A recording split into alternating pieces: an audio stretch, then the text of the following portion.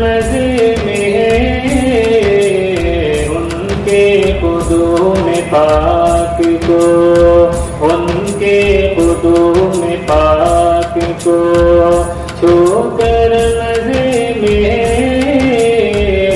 ان کے قدوم پاک کو، ان کے قدوم پاک کو چھو کر مزے میں ہے ان کے قدوم پاک کو چھو کر مزے میں ہے، یعنی ہر مدینے کا، یعنی ہر ایک مدینے کا پتھر مزے میں ہے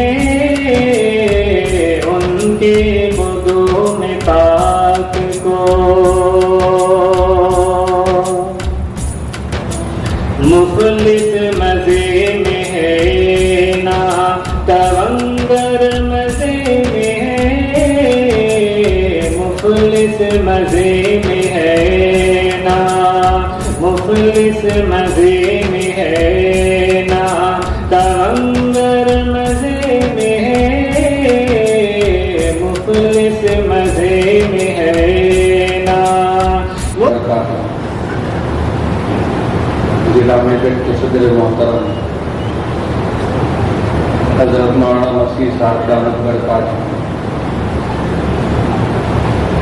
جنرل سیکرٹری سنگاریڈی مفتی عبدالصبور صاحب دامت برکاتہ،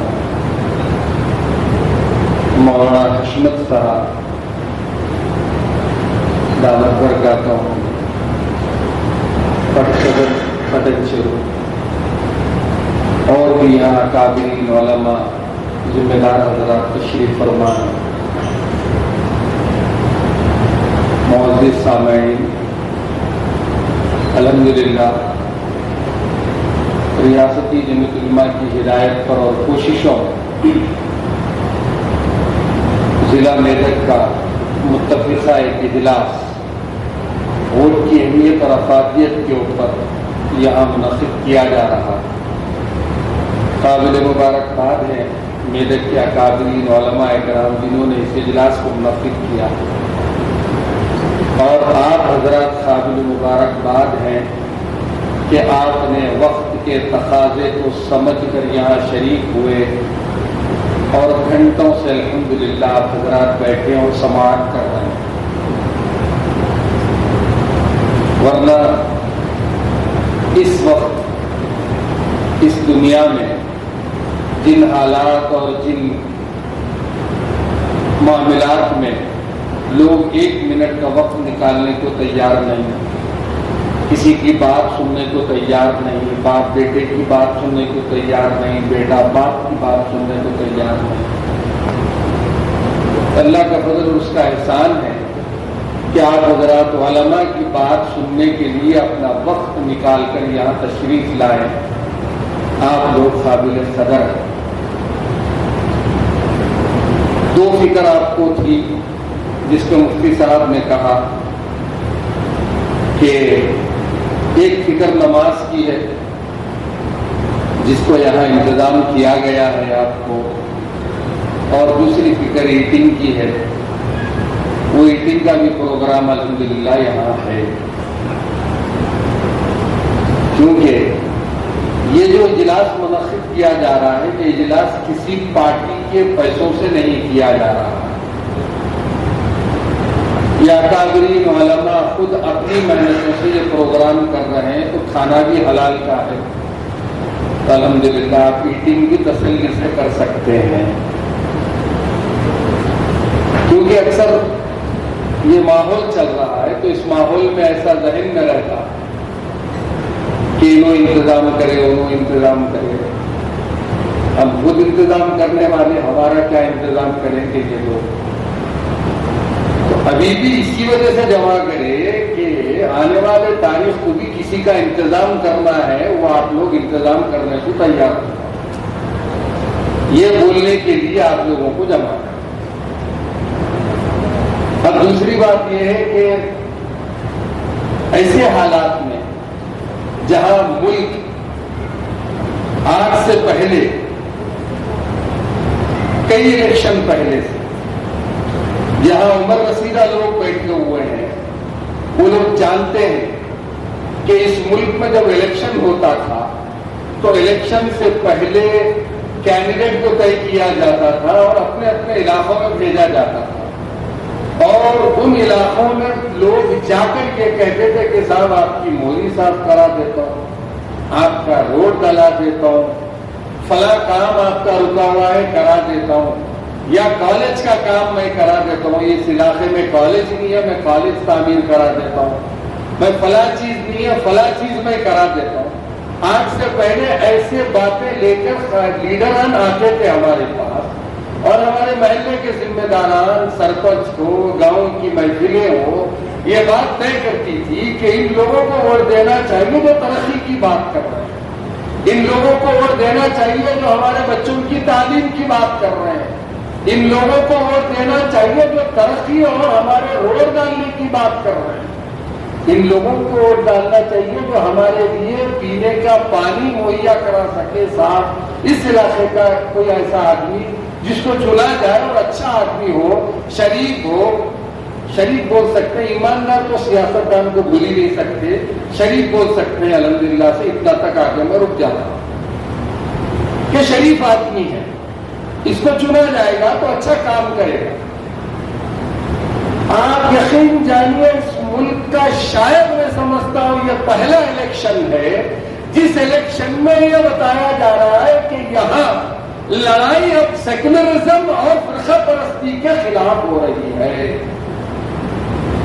گلی سے لے کے دلی تک ہر آدمی کی زبان پہ آپ دیکھ لیجئے کہ ہم فلاں چیز ختم کر دیں گے، فلاں چیز ختم کر دیں گے، فلاں مسئلہ ختم کر دیں گے، ان کو ملک سے نکال دیں گے، ان کو ملک سے نکال دیں گے، ان کو تباہ کر دیں گے، ان کو تباہ کر دیں گے، اس کے سوا کوئی اور بات نہیں ہو رہی۔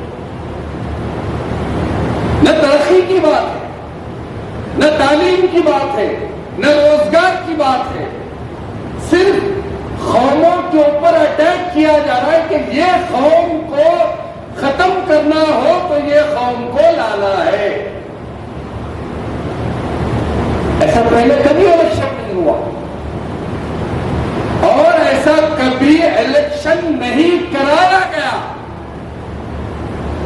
یہ پہلا موقع ہے ملک میں جہاں الیکشن کرانے والے لوگ بھی اور الیکشن کرنے والے لوگ بھی ٹارگٹ بنا کر بات کر رہے ہیں۔ الحمدللہ جمعیت علماء اس وقت اسی کی کوشش کر رہی ہے، ہم کو جس انداز میں ڈرانے کی کوشش کی جا رہی ہے، تم کیا ڈراؤ گے؟ انگریز اس ملک میں ہم کو نہیں ڈرائے اور بھاگ گئے، تم کیا ڈرا سکیں گے؟ مسلمان اور خوف بالکل ممکن نہیں، ناممکن۔ ڈرانے سے ڈرنے والے نہیں ہیں، یا یہ بتانے سے بھی نہیں ڈرنے والے ہیں فلاں چیز ختم کر دی جائے گی، فلاں چیز ختم کر دی جائے گی، فلاں چیز ختم کر دی جائے گی۔ کسی ایک کی جاگیر یہ ملک نہیں ہو سکتا، ساری قوموں کا یہ ملک ہے، یسی کا ہے، یستی کا ہے، راؤ کا ہے، کاپو کا ہے، کمبا کا ہے، ویلما کا ہے، اسی طرح مائنارٹی کا بھی۔ کسی ایک کے سوچ لینے سے ملک کے حالات نہیں بدلنے والے۔ ہم اس وقت اسی وجہ سے یہ اجلاس ہر جگہ کر رہے ہیں کہ ہم کو ووٹ کی اہمیت سے سمجھانا ہے۔ 5 سال میں ایک موقع آیا ہے، 5 سال سنے، بہت بولے، اتنا بولے، اتنا بولے، پورا میڈیا ان کا ہو کے پورے ملک میں بولا، سارا میڈیا ایک طرف ہو کے بولا، اتنا بیزار کر دیا سنا کے کہ ترقی ملک کی اتنی بڑی ترقی ہو گئی، اتنی بڑی ترقی ہو گئی کہ پوچھو مت۔ ایسا ظاہر کیا گیا کہ پوری دنیا میں سب سے زیادہ اس وقت اگر کوئی ملک ترقی کر رہا ہے ان 5 سالوں میں تو وہ صرف انڈیا۔ سارے میڈیا بتاتے ہیں واہ کیا ترقی کرے، मॉब लिंचिंग में 100 मुसलमानों को मार दिए, ये तरक्की है? किसी एक तबके को टारगेट करके उसको तबाह परेशान करे, ये तरक्की है? मणिपुर में ईसाइयों को ठिकाने लगा दिए, ये तरक्की है मुल्क की? एक दलित लीडर को जहां ऊपर इख्तिदार पर बिठाया गया, आप मानने वाले लोग जिसको मानते हैं उसका एक बहुत बड़ा मुकाम, मजहबी मुकाम बनाया गया, उसको उस दलित लेडी को बिठाया गया, उसमें तक दावत नहीं दी गई। इससे बड़ी और क्या तरक्की हो सकती? 600 का सिलेंडर 1200 कर दिए, ये भी तरक्की। गैस, पेट्रोल, सारी चीजें महंगी, ये भी तरक्की। खाने को खाना नहीं, लोगों को परेशान हो गए लोग, उनको राशन नहीं मिल रहा, ये भी तरक्की की। लॉकडाउन में लोगों ने खाना मांगा, सेहत मांगी, वैक्सीन का कारोबार करके खत्म कर दिया गया लोगों को, ये तरक्की थी मुल्क की, ये तरक्की थी मुल्क की। जीडीपी कहां था और कहां आ गया? दूसरे मुल्कों की हालत क्या हुई और हमारे मुल्क की हालत आपने क्या कर दी? तकलीफ इस वजह से हमको हो रही है क्योंकि मुसलमानों ने इस मुल्क को अपने खून से सींचा। 55,000 उलमा शहीद हुए इस मुल्क की आजादी में, 5 लाख से ज्यादा मुसलमानों ने शहादत पेश की है इस मुल्क की आजादी के लिए। इसलिए हमको तकलीफ हो रही है, हमारा मुल्क है और हमने इसको आजादी दिलाई है। उन अंग्रेजों से आजादी दिलाई जिनका सूरज गुरूब नहीं होता था, वो मुल्क के बाहर के दुश्मन थे। आज आप मुल्क के रहकर बुलडोजर चलाते हैं घरों पर, जो घर मुल्क में बना हुआ है वो मुल्क का घर है और मुल्क के घर की तबाही आप कर रहे हैं बुलडोजर के जरिए से। फिर कैसे आप मुल्की हो गए, कैसे वफादार हो गए? मुल्क के बसने वाले लोगों को मॉब लिंचिंग के जरिए से मारा जाता है, वो मुल्क के लोग हैं, बाहर के लोग नहीं हैं। फिर आप कैसे वफादार हैं मुल्क के? क्या सोच है आपकी? जिस वक्त अंग्रेज गन लेके खड़े थे, बम लेके खड़े थे मारने के लिए, उस वक्त आप तो माफीनामे लिखकर भाग रहे थे, कोने में छुप रहे थे। और आज आप मुल्क का रास्ता हमको बता रहे हैं कि मुल्क ऐसा होगा और ऐसा होगा। हमने सींचा है मुल्क, हमारे अकादरीन ने सींचा है। सीना ठोक कर कह सकता हूं, दावे से कह सकता हूं सीना ठोककर, और इस मुल्क का हर मुसलमान सीना ठोककर कह सकता है कि ये मुल्क को हमने आजादी दिलाई है। अगर तुमने हिम्मत हो तो तुम सीना ठोककर अपनी तारीख बताओ। बड़े से बड़े आदमी से कह रहा हूं कि सीना ठोककर तारीख बताओ। इसलिए आज हम पे ये जरूरत पेश आई है, जैसे 70 साल पहले मुल्क पर जो लोग मुसल्लत होकर सारी कौमों के ऊपर जुल्म कर रहे थे, आज कई यहां के कुछ लोग मुसल्लत होकर, सिर्फ चंद लोग मुसल्लत होकर। क्यों चंद लोग कह रहा हूं? इसलिए क्यों चंद लोग कह रहा हूं कि जो मुल्क चला रहे हैं वो भी 2-4, जो मुल्क को लूट के भागे वो भी 2-4, और जो पूरी मुल्क की मईशत को तबाह बर्बाद कर दिए वो भी 2-4। एक अजीब बात आपको सुनाऊं, एक आदमी, एक एमपी उस पार्टी का, आप उसको आदमी भी नहीं कह सकते, इंसान भी नहीं कह सकते, दरिंदा जिसे कहा जा सकता है, 3000 औरतों का रेप किया है। 3000 घर में काम करने वाली नौकरानी तो तक नहीं छोड़ा, किसी लीडर को जो घर पे आती थी उसको को नहीं छोड़ा, اور اس ملک کے جو جھوٹوں کے سردار ہیں، نام دینے کی ضرورت ہے کیا؟ نہیں ہے نا؟ سمجھ گئے نا؟ اس ملک کے جھوٹوں کے جو سردار ہیں انہوں اپنے بازو بٹھا رہے ہیں اور ایم پی بھی بنائے ان سے، اور کوئی ایک کیس بھی نہیں ہو رہا ان کے اوپر، نہ کوئی ایکشن ہو رہا، اور پھر ایک بینر دیے، بیٹی پڑھاؤ بیٹی بچاؤ۔ ہم لوگ نادان لوگ ہیں، سیدھے سادے لوگ ہیں، ہم لوگ سمجھے بیٹی پڑھاؤ بیٹی بچاؤ، تو ہم سمجھے بھائی ٹھیک ہے، بیٹی کو پڑھا کے بچانے کی بات کر رہے شاید ہیں۔ پہلا جملہ ہم یہ سمجھے کہ چلو ٹھیک ہے بیٹی کو پڑھاؤ، دوسرا جملہ ہم لوگ سمجھنے میں ناکام ہو گیا، اور اب سمجھ میں آ گیا بیٹی بچاؤ تو ان لوگوں سے بچاؤ،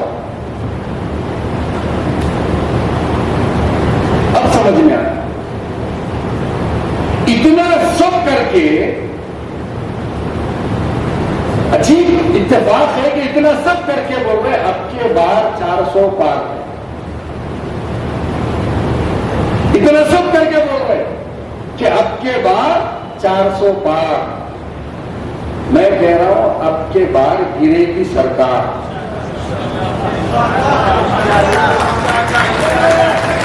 اب کے بار آئے گی سیکولر سرکار، اب کے بار آئے گی غریبوں کی، کسانوں کی، دلتوں کی، مائنارٹی کی سرکار۔ جو حالات آپ بنائیں اس وقت ملک کے، ان حالات کو سدھارنے کی ذمہ داری ہماری کیوں ہے؟ آج کا مقصد یہی ہے سمجھانے کا کہ ہماری ذمہ داری کیوں ہے۔ ہر شخص اس وقت اپنی وجود کا احساس دلانے کو کھڑا ہوتا ہے۔ میں ایم ایل اے الیکشن میں بھی بار بار کہہ رہا تھا، اور ابھی الیکشن میں بھی بار بار کہہ رہا ہوں ہر جگہ پر۔ الحمدللہ سکندرآباد میں جمیعت العلماء کا جلسہ ہوا، سکندرآباد کانسٹیچوئنسی، ورنگل میں ہوا ابھی تک، ظہیر آباد میں ہوا الحمدللہ، کریم نگر میں جلسہ ہوا، کل نظام آباد میں تھا اللہ کے فضل سے، آج سنگریڈی میں ہے، کل نرمل میں ہے ہمارا پروگرام، پرسوں محبوب نگر میں ہے، اس کے بعد کا دن بھونگیر میں ہے۔ اس طریقے سے ہم لوگ ہر جگہ جا کر صرف اور صرف اس لیے حیثیت بتا رہے ہیں کیونکہ ملک کو آزادی دلانے کا جگر ہمارے پاس ہی تھا، اور پھر دوبارہ ملک کو سیکولر بنانے کا جگر بھی ہمارے پاس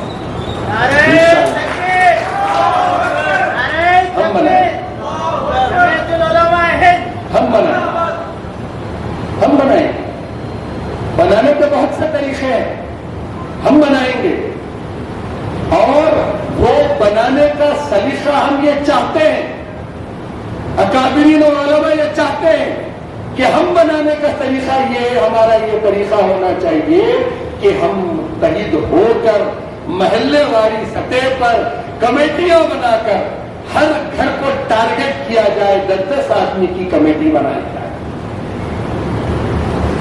طریقہ بتا رہا، مسجد کے ممبر سے تو الحمدللہ امام صاحب تقریر کر ہی رہے، بولتے ہی ہیں، اور ہم لوگ پچھلے اتوار سے لے کے یہ اتوار تک جمیعت العلماء ایک مہم چلا رہی ہے، ایک ہفتے کی مہم، ووٹ بیداری مہم، اور آنے والے جمعے میں انشاءاللہ جمیعت العلماء کی طرف سے ہر مساجد میں اعلان ہوگا،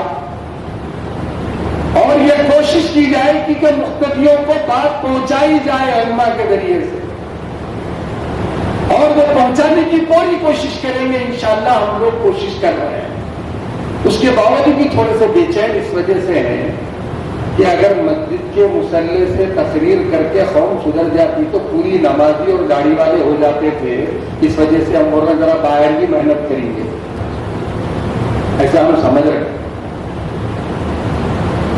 تو 10 آدمی کا گروپ بنائے، 5 نوجوان علاقے کے اور 5 ریٹائر ہوتے سے لوگ ہوں جو اپنے گھر میں ہیں، ان کے پاس وقت ہے، ان سے ریکویسٹ کریے، گزارش کریے کہ آپ ہمارے ساتھ چلیے، آپ کا تجربہ ہم کو کام میں آئے، ان کو ساتھ لیجیے۔ 50 گھر، 10 دن باقی ہے اپنے اپنے علاقے میں، 50 یا 60 گھر کو ایک دن کا ٹارگٹ بنائیے، فجر کے ساتھ نکلی ہے، گرمی بہت زیادہ ہے۔ اب کہ گرمی کہیں بھی زیادہ ہے، بولو کہیں بھی زیادہ ہے، دو گرمیاں ایک ساتھ آ گئی، سیاسی گرمی، ادھر اللہ میاں کی گرمی، اس واسطے ڈبل ہو گئی گرمی، پارا چڑھ گیا پورا۔ 4 جون کو ایسا گرے گا پارا، اندازہ بھی نہیں رہے گا انشاءاللہ۔ 4 جون کو جب رزلٹ نکلیں گا تو جن کے پارے چڑھے ہوئے ان کا پارا ایسا گرے گا کہ ان کو اندازہ بھی نہیں ہوگا انشاءاللہ۔ کیونکہ ہم اکیلے نہیں، اس ملک کی ساری قومیں پریشان ہیں، جیسے مفتی صاحب کہہ رہے ہیں، ساری قومیں پریشان ہیں۔ کس کی بچی محفوظ ہے؟ کس کی بچی محفوظ ہے؟ کس کے بچوں کو ابھی تک نوکری مل چکی؟ کروڑوں بچے بے روزگار اس ملک میں بیٹھے ہوئے ہیں، ساری قوموں کے، چاہے وہ ایس سی ہو، ایس ٹی ہو، چاہے کوئی۔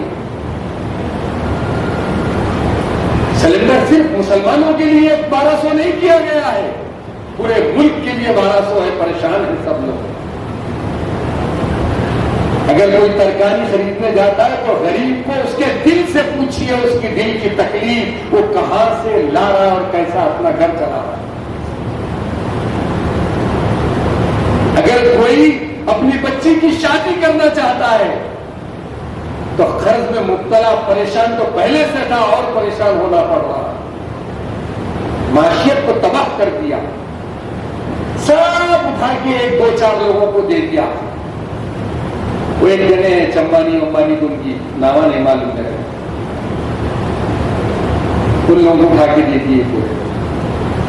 ایئرپورٹ لے لو، ریلوے لے لو، فلاں لے لو، یہ لے لو، وہ لے لو، کمائی سو نہیں ہے نہ باغ بھی جاگیر ہے، ملک کا ہے، اٹھا کے دیتے جا رہے۔ اسی لیے ساری قومیں پریشان ہیں، ہم اکیلے نہیں ہیں۔ جو لوگ ہم کو ڈرا رہے ہیں وہ سن لیں کہ آپ کو خوف کی وجہ سے ووٹ نہیں ڈالنا ہے۔ مسلمان خوف میں اور اچھی طریقے سے جیتا ہے، مسلمان خوف میں ووٹ نہیں ڈال رہا ہے، اپنا حق سمجھ کے ڈال رہا ہے، اور حق سمجھ کے ہم کو ووٹ کا استعمال کرنا ہے۔ ہم اس وجہ سے اس وقت فکر لے کے اٹھے ہیں کیونکہ ظالم کو روکنا اور مظلوم کا ساتھ دینا ہمارے پاس لکھا ہوا ہے اور ہمارا طریقہ کار رہا ہے بڑوں کا۔ اسی وجہ سے آج ہم پھر دوبارہ کوشش کے لیے اٹھے ہیں کہ ساری قوموں کے اوپر ظلم ہو رہا، ساری قوموں کے اوپر ظلم ہو رہا، اور اس ظلم کو برداشت نہیں کیا جا سکتا۔ جمہوریت نے ہم کو حق دیا ہے، اس ملک کے جمہوریت نے، کہ آپ ظالم کو فیصلہ کرنے سے روکیں اور مظلوم کا ساتھ دیں۔ صرف بٹن نہیں دبانا ہے جا کے، صرف بٹن دبا کر یہ احساس نہیں کرنا ہے کہ میں نے ووٹ ڈال دیا۔ آپ کو یہ احساس کرنا ہے کہ اس ملک میں اور میرے پڑوسی، میرے ریاست میں بسنے والے غریب کو حق دلانے کے لیے میں ووٹ ڈال رہا ہوں، چاہے وہ کوئی قوم کا، پریشان حال کی پریشانی کو دور کرنے کے لیے ووٹ ڈال رہا ہوں، ساری قوموں کی پریشانی کو دور کرنے کے لیے ووٹ ڈال رہا ہوں۔ ووٹ ڈالنا صرف ایک وجہ نہیں ہے، ووٹ ڈالتے وقت آپ کو ساری 5 سال کا جائزہ لینا پڑے گا اور سوچنا پڑے گا، اور آنے والے 5 سال کے بارے میں بھی آپ کے ذہن میں بات رہنی چاہیے۔ گزرا ہوا 5 سال جن جن حالات میں گزرے مجھے بتانے کی ضرورت نہیں ہے، سب سوشل میڈیا کا دور ہے، ہر کوئی جانتا، ہر کوئی جانتا کیا کیا ہوا اور کیا کیا حالات پیدا کیے گئے۔ لاک ڈاؤن جیسے لاک ڈاؤن میں بیماری کے نام پر ایک طبقے پہ ظلم کیا گیا، اور آپ ایسی دہشت اور خوف بٹھا دی گئی کہ روز محلے میں پھرنے والا کتراتے پھرتا تھا آپ سے۔ یہ فضا کو خراب انہوں نے کیا، پھر دوبارہ اس ملک کو چمن بنا دیجیے، یہ گزارش ہے آپ کو۔ اس ملک کے کھیتوں کو لہلاتا بنا دیجیے دوبارہ، اس ملک کے ماحول کو پرامن کر دیجیے، اور اس ملک میں رات میں پھرنے والے کسی ایک طبقے کو آسانی سے پھر سکے ایسا ماحول بنانے کی ذمہ داری ہماری ہے۔ اتنا خوبصورت ملک، ایک پنڈت اور ایک ملا ایک گاڑی میں بیٹھ کر جا سکے ایسا ملک بنانے کی ہم کو ضرورت ہے۔ ہمارے اکابرین نے ایسے ہی ملک کا خواب دیکھا تھا۔ ایک طرف سردار ولبھ بھائی پٹیل، ایک طرف شیواجی، ایک طرف فلاں تھے، تو دوسری طرف ہمارا بڑے بڑے اکابرین علماء موجود تھے جنہوں نے برابر کا مقابلہ اور برابر کے حالات پیدا کیے اس ملک میں، ان کے ساتھ مل کر پھر وہ دوبارہ اس ملک کو بنانے کی ذمہ داری ہماری ہے۔ ہم جب تک کوشش نہیں کریں گے ایسا ملک بننا مشکل ہے، تو اسی لیے ہماری ذمہ داری تو ہم پوری کر لیں۔ کم از کم پچھلے الیکشن میں اس ضلع میدک میں جو لوگ الیکشن لڑنے کے لیے یہاں آئے تھے، ایک تھی بی آر ایس، پہلے بی آر ایس تھی بعد میں بی آر ایس ہو گئی، ایک تھی کانگریس، اور کوئی اور بھی تھے، بی جے پی بھی تھے۔ تو یہ مقابلہ جب ہوا پچھلے میدک کے الیکشن میں 5 لاکھ سے زائد ہو، یعنی 6 لاکھ کے قریب بی آر ایس کے ایم پی نے دیا۔ چلیے اچھا کیا، آپ نے ان کو نہیں چنا جو فرقہ پرست تھے، ان کو چنا جو کم فرقہ پرست تھے، اچھا کیا، اچھی بات ہے۔ اور تیسرے نمبر پر کانگریس، دوسرے نمبر پر کانگریس کو 2,80,000 کے قریب ووٹ آئے، اور تیسرے نمبر پہ ایک جماعت کی مکرو نام لینے کی ضرورت نہیں ہے، 2 لاکھ ووٹ آئے۔ وہ ماحول ہے، وہ حالات الگ تھے، وہ حالات اور وہ ماحول میں آپ نے جو کام کیا وہ صحیح کیا، اس کو ہم انکار نہیں کریں گے۔ لیکن اب مجھے یہ بتائیے کہ جو تیسرے فریق یہاں پہ گھوم رہے ہیں کار میں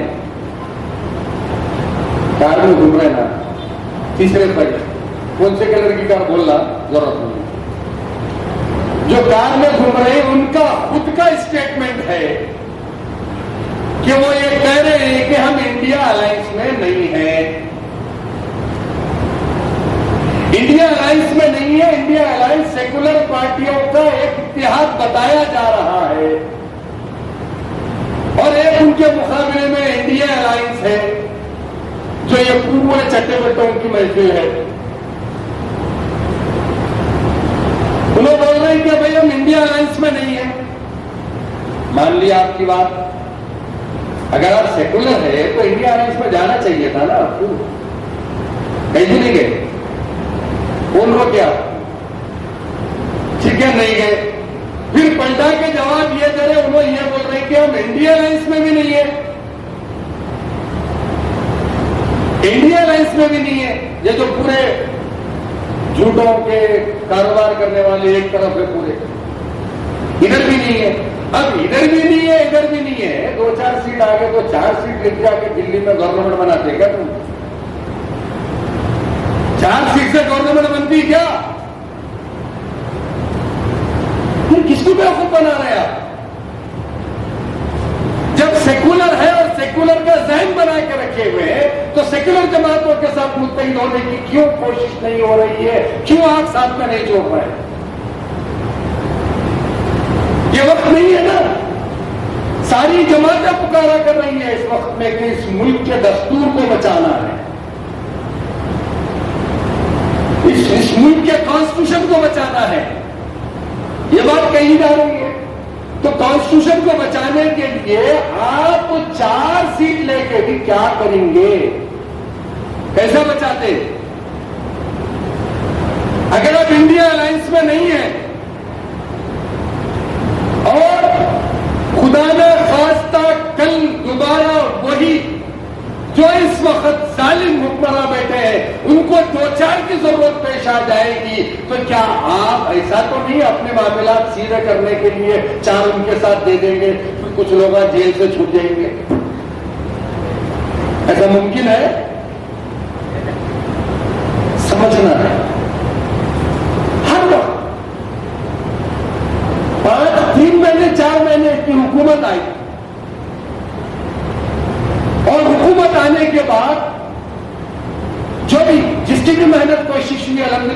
علماء نے اس وقت محنت کی. اور یہ کہ غور سے سن لیجیے آپ حضرات کہ اضلاع کے مسلمانوں نے تختہ پلٹا ہے. 10 سالہ حکومت کا تختہ پلٹا ہے اضلاع کے مسلمانوں نے, مائنارٹیز نے, اضلاع کے مائنارٹیز نے اور دوسرے قوموں نے مل کر اس 10 سالہ حکومت کا تختہ پلٹا. 4 مہینے پہلے سے جمعیت علماء اور اس کے ذمہ داران اضلاع گاؤں اور تعلقہ منڈل دورہ کی الحمدللہ, اور اکابرین اور یہ علماء کی محنتوں کا نتیجہ تھا. حالانکہ ساری سیاسی جماعتیں, ساری فکر رکھنے والے, سارے لوگ جو آج جھولا پہن کر دوبارہ آپ کے سامنے آ کے کھڑے ہوئے ہیں, وہ لوگ بھی ادھر تھے. متفقہ ایک طرف ہو کر اضلاع کے مسلمانوں نے فیصلہ کیا اور یہ ظاہر کر دیا کہ اگر ہم چاہیں تو سب کچھ کر سکتے ہیں. یہ کوشش شروع اس وقت میں. تو آج کی بھی جو کوشش کی بات کہی جا رہی ہے, آپ کہہ رہے کہ 4 مہینے ہوئی حکومت آ کے, آپ کا الزام ہے کہ یہ نہیں کیا, حکومت نے یہ نہیں کیا. لائے اگر اس کے اندر خامی ہے تو ہم بھی خاموش نہیں بیٹھنے والے ہیں. لیکن آپ کا حق کہاں بنتا؟ 10 سال کا خزانہ ہاتھ میں رکھ لے کے 3 مہینے کے خزانے کو پوچھ رہے ہیں.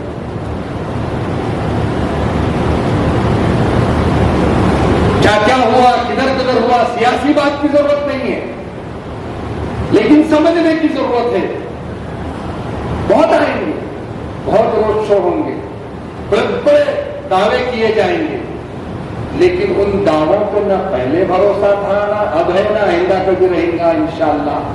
کیونکہ دعووں پہ بھروسہ کرنے والے نہیں ہیں ہم لوگ, ہم اپنے ایمان اور اپنے یقین پہ بھروسہ کرنے والے لوگ. دعوے تو دعوے سیاسی جماعتوں کے سب دعوے رہتے. ایک جنا بولتا تاج محل لا کے دیتا ہوں, ایک جنا بولتا چاند لا کے دیتا ہوں, ایک جنا بولتا سورج لا کے دیتا ہوں, سب جنے بولتے. ایسا ووٹ پڑ جانے کے بعد میں وہ تاج محل بھی رہتا چوری ہو جاتا نہیں مانا. ہم وہ وعدوں پہ نہیں جا رہے, ہم جا رہے ہیں اس ملک کی سالمیت کو بچانے کے لیے, ہم جا رہے ہیں اس ملک کے امن اور امان کو بچانے کے لیے, ہم جا رہے ہیں اس ملک کے لوگوں کو ترقی ہو, ہم چاہ رہے ہیں اس ملک میں بسنے والے سارے لوگ محبت, امن اور شانتی کے ساتھ رہیں. یہ ہمارا طریقہ رہا ہے شروع سے, اور ہمارے اکابرین کا بھی طریقہ رہا. ہم اسی لیے گاؤں گلی گلی گھوم رہے ہیں, 10 15 آدمی کی ٹیم بنائیں. ان 10 دنوں میں وعدہ کریے کہ آپ 50 گھر کو ٹارگٹ کریے, روز کی ڈیوٹی سمجھیے اپنی. پچھلے الیکشن میں جس نے 5 لاکھ لیے تھے اور جس نے 2.5 لاکھ 2,70,000 لیے تھے, اور کچھ نے 2 لاکھ. اب میرے سینسکس کے حساب سے گورنمنٹ کے سینسکس میں گئے تو آپ اتنے 6 بول کے بتاتے ہو. گورنمنٹ کے سینسکس میں اگر گئے دونوں بولتے آپ 1,50,000 ہے, 1,30,000 ہے, پورے میدک میں بولتے. میں دعویٰ کر رہا ہوں 2,70,000 روپے گن کے بتاؤ. 2,70,000 آدمی مسلمان کے ووٹ ہیں, 2,70,000 مسلمان کے ووٹ ہیں. مائنارٹی کے اگر ملائیں گے تو 3.5 لاکھ کے اوپر جائیں گے خرید, اور SC/ST کے ووٹ ملائیں گے تو انشاءاللہ ایک طرف کی بات آئے گی تو بہت بڑا کام ہوگا. بتاؤ آپ کو آج کے دن کا سروے کیا ہے میدک کا, پتا ہے آپ لوگوں کو؟ کیا پریڈکشن ہے آپ لوگوں کا؟ بولیے کیا اندازہ ہے کون جیت کے؟ پارٹیاں بھی رکھو بولو, خالی شور ہے, پکا ہے جس کو آپ سوچ رہے ہیں. میرے کو بولنے کی ضرورت نہیں ہے, سب سمجھے بیٹھے ہوئے یہاں پہ کس کو ووٹ ڈالنا ہے, میرے زبان سے بولنے کی ضرورت نہیں. پکا ہے نا یہ کہ انہوں جیتتے بول کے, مطلب انہوں جیتتے بول کے پکا ہے نا؟ اچھا, مگر سروے ایسا نہیں ہوتا, سروے ایسا نہیں. سروے بتا رہا جو لوگ اوپر بیٹھے ہوئے ہیں ان کے پارٹنر کی طرف اشارہ بتا رہا سروے. تو پھر یہ 10 دن محنت کی ضرورت ضرورت ہے نہیں ہے تو 50-50 گھر کو ٹارگیٹ کریے, کھٹکا ماریے, باہر بلائیے, پوچھیے ان سے, سوال کریے ان سے کہ پچھلے الیکشن میں آپ نے ووٹ ڈالا تھا یا نہیں ڈالا. اگر نہیں ڈالا ہے تو اس کی وجہ کیا ہے, اور اگر آپ نے ووٹ ڈالا ہے تو کیسے اور کس انداز میں ڈالا ہے, اور اب آپ کی کیا ذمہ داری ہے. ان کو ڈرائیے مت, ان کو مت ڈرائیے کہ آپ نہیں ڈالے تو یہ ہو جائے گا, نہیں ڈالے تو وہ ہو جائے گا, فلاں ہو جائے گا, یہ ہو جائے گا. ایسا مت ڈرائیے. ایسا بولیے کہ اگر آپ کے ووٹ ڈالنے پہ غریبوں کو ان کا حق ملے گا. ان کو یہ بولیے ملک میں امن آئے گا. یہ کہیے کہ جتنے لوگ یہاں بستے ہیں ان کے لیے آسانی ہوگی اگر آپ کے ایئرپورٹ سے, تو آپ تو کنگ میکر ہے, اگر آپ ایک بٹن دبائیں گے تو اتنے غریبوں کا فائدہ ہوگا. یہ بتائیں. اور ان کو یہ بھی بول دیجیے ساتھ کے ساتھ وارننگ بھی دیجیے. وارننگ سے مراد انٹرنل وارننگ, بڑی لڑائی کی وارننگ. آپ ووٹ نہیں ڈالے تو آئندہ اگر آپ کو کوئی مسائل آئے, فلاں آئے, کوئی اور رشتے دار پہ آ گیا تو پھر ہمارے پاس آ کے مت پوچھواؤ, یا محلے میں, مسجد میں, علاقوں میں پھر آپ پوچھنے کی ضرورت نہیں ہے. کیوں ضرورت ہے اس وقت. آج صدر محترم کو آپ دیکھیں, ان کی عمر اور ان کی طبیعت کا لحاظ آپ نے دیکھا ہوگا. ہر ضلع, ہر گاؤں خود جا رہے ہیں. فکر ہے اس وجہ سے. آج بھی ابھی جاتے ہیں مجھ سے کہنے لگے کہ آپ اپنی زبان سے مبارکباد دے دو یہاں کے منتظمین کو اور یہاں کے سامعین کو جنہوں نے کامیاب پروگرام کیا. ان کا میسج تھا. مگر کامیاب پروگرام کب ہوگا؟ جب 4 جون کو میڈک کا فیصلہ آئے گا تو تب انشاءاللہ پروگرام کو کامیاب کہوں گا. آپ فیصلہ کرو, گھر میں بیٹھنا ہے یا حالات بدلنا ہے. اور مومن ہر وقت حالات بدلتا ہے, بیٹھ کے سوچتا نہیں ہے. جو انگریز تھے ان کو کبھی تصور بھی نہیں ہو سکتا تھا کہ یہ ملک چھوڑیں گے, مگر ہوا کے رخ کے خلاف اکابرین کھڑے ہو گئے اور بھاگنے کو مجبور کر دیے. ان کو تو نہیں بھگا سکتے, سدھار تو سکتے نا, سدھار دیں گے, چلو بسم اللہ. آپ بولیں گے صاحب 1 میدک کے سیٹ سے کیا ہوگا, آپ سوچ کے بولیں گے 1 میدک کے سیٹ سے کیا ہوگا. میں آپ کو بول رہا ہوں کہ اس طرف کے علاقوں میں 10-12 سیٹ کی کمی محسوس ہو رہی ہے ان کو, تو ان علاقوں میں ٹٹول رہے ہیں وہ, ان کے یا ان کے پارٹنر کی مدد لینے کی. اگر 1 سیٹ یہاں سے غلط چلی جائے اور اس سیٹ کی وجہ سے مرکز میں کوئی غلط حکومت بن جائے اور قوموں پہ ظلم ہو تو پھر اس علاقے کے لوگوں کو اللہ کے پاس سوال ہوگا.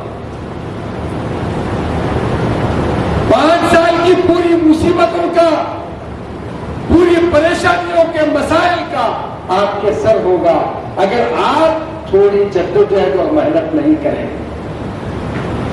اگر ہر سیٹ والا یہ سوچ لے گا انشاءاللہ تو اس ملک کو دوبارہ گلدستہ بنانے سے کوئی نہیں روک سکتا. ضرورت ہے اس. اور میدک میں اتنے لاکھ ووٹر اور میدک کا دل سنگاریڈی, اور دل میں زیادہ ہم لوگ بسے ہوئے تعداد کے حساب سے ہے نا, اپن لوگ بسے ہوئے. تو دل والے اگر دل نہیں بتائے تو پھر کون بتائیں گے وہ لوگ.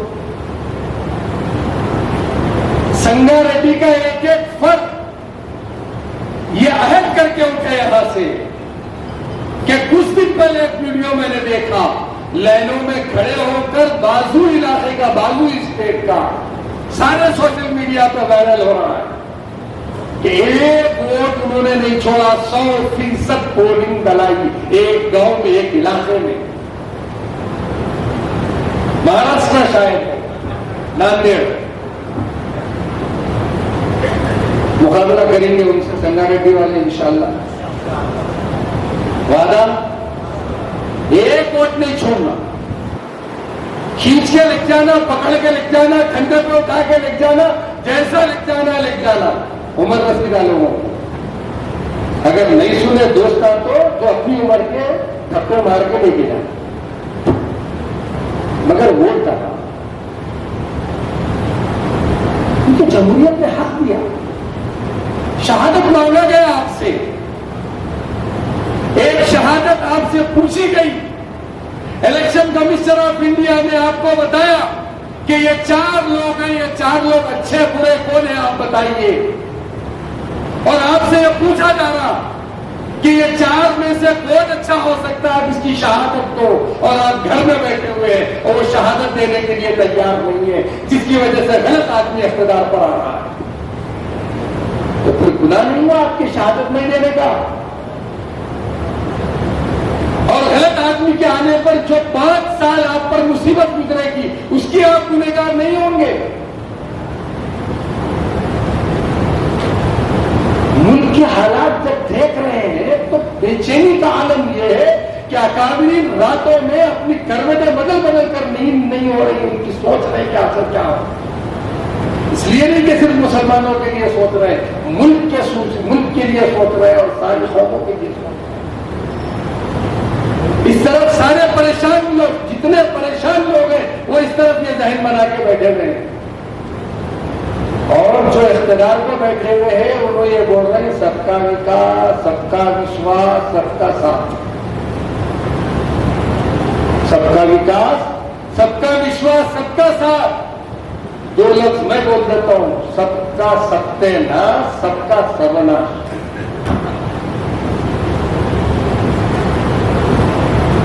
اسی لیے ہم کو ضرورت پیش آئی. آج اپنا لگا, کسی اور کا نہیں. یہ اکابرین بھی یہاں جو کوششیں کی ہیں جہاں سے آئے ہیں, نرساپور سے تشریف لائے, ظہیر آباد سے تشریف لائے, فتح پور سے تشریف لائے, کئی جگہ جگہ سے لوگ علماء آئے ہیں صرف یہ گزارش کرنے کے لیے. اکثر علماء بدنام ہے نا, ایسا سمجھتا ہوں, بدنامی نام پر ہے میرے خیال. مگر سوچتے نے کیا بولتے, مولانا آئے تو کہاں رسید پڑھتے کی جائے گی, کہاں چندہ مانگتے کی جائے گی, کہاں مسجد کا مدرسے کا چندہ پوچھتے کی جائے گی, ہے نا. نوٹ مانگنے میں آئے, نوٹ مانگنے آتے, ایسا سوچ رہے. اب کہ ہم لوگ ووٹ مانگنے کے واسطے آئے, ملک کے لیے ووٹ مانگنے کے لیے آئے, ملک کے لیے, ہمارے لیے نہیں. انشاءاللہ ہمارا وقت بھی آئے تو ہمارے لیے بھی مانگیں گے, کہیں تو پیچھے ہٹتے انشاءاللہ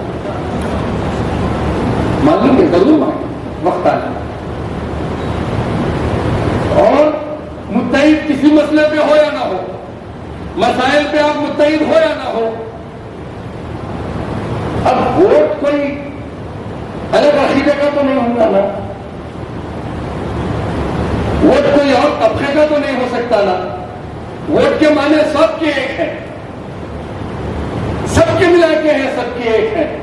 تو اسی لیے یہ گزارش ہے کہ آپ ووٹ کے استعمال کے لیے کوشش کریں. اور جمعے میں, آنے والے جمعے میں ہم لوگ یہ پروگرام بنائے ہیں کہ سارے تلنگانہ کے مساجد میں ہم لوگ پروگرام کا اعلان کر رہے ہیں کہ خطبے سے پہلے سنتوں کے وقت میں امام صاحب ٹھہر کر مقتدیوں سے یہ عہد لے کہ میرا خود کا ووٹ بھی ڈالوں گا, میرے گھر والوں کو ووٹ بھی ڈلواؤں گا, اور میرے اڑوس پڑوس کے ووٹ ڈالنے کی بھی کوشش کروں گا. یہ عہد لیں سے ان کے مسجد میں.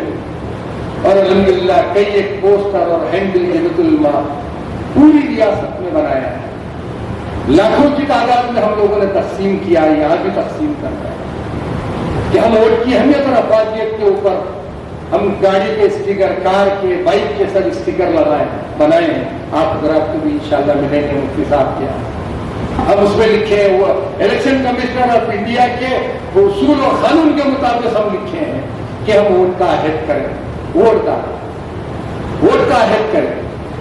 किसी पार्टी का नाम इसमें नहीं। वोट का हेल्प करे और वोट डाले। नंबर 1 ये किया गया है। दूसरा ये है कि आपका वोट आपकी आवाज है, खामोश ना रहे। आपका वोट आपकी आवाज है, वो खामोश ना रहे, इसका भी किया गया। वोट का इस्तेमाल बुनियादी हक है, ये भी एक स्टिकर हम लोग यहाँ बनाए हैं। इसीलिए हमारी बार बार कोशिश है यहाँ पर कि इस जिले में भी, मेदक में भी पूरी तरीके से आप लोग तैयार हो जाइए, अपना अपना वक्त लगाइए। जो कारोबारी लोग हैं वो भी जुड़िए, जो दुकानदार है हफ्ता इतवार को एक दिन अपनी कुर्बानी दीजिए। अपनी गाड़ी में पेट्रोल डीजल डलाकर छोटे छोटे गांव और ताल्लुकों में तबके में जाकर आप हजरात वोट की अहमियत भी उनको समझाइए और उनको बोलिए कि आपको वोट डालना जरूरी है और आप वोट डालेंगे तो मसाइल हल। और दूसरी बात भी इसमें छोटी सी ऐड करके कह सकते हैं कि डॉक्यूमेंटेशन के लिए भी वोट की अहमियत है, पासपोर्ट के लिए भी वोट की अहमियत है, राशन कार्ड के लिए भी वोट की अहमियत है, मिलने वाले गवर्नमेंट के बेनिफिट से भी वोट की अहमियत है।